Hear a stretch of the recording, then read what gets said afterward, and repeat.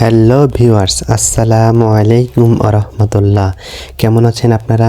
আশা করি এই শীতে আপনারা সবাই ভালো আছেন। যদিও সবাই ভালো নেই, আলহামদুলিল্লাহ আমি অনেক ভালো আছি।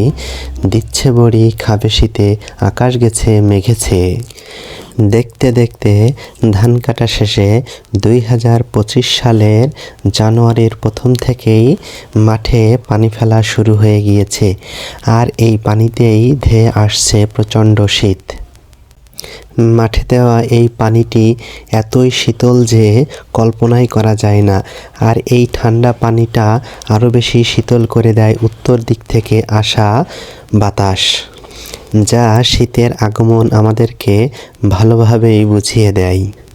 ধানের বীজ বা পাতা লাগানোর উপযুক্ত হয়ে গিয়েছে।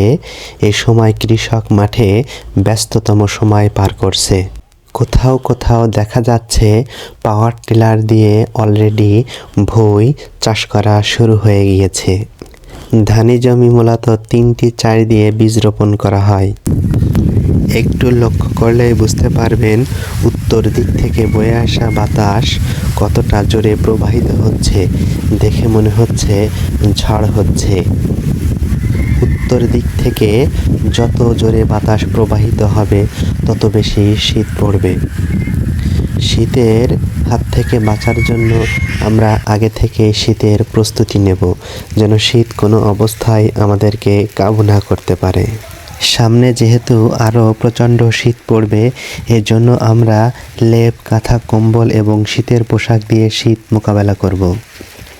আমার ভিডিওগুলো দেখে যদি আপনাদের কোনো উপকারে আসে বা সামান্যতম ভালো লাগে, তাহলে অবশ্যই আমার 5A24 নিউ টিভি চ্যানেলটি অবশ্যই সাবস্ক্রাইব, লাইক, কমেন্ট এবং শেয়ার করবেন।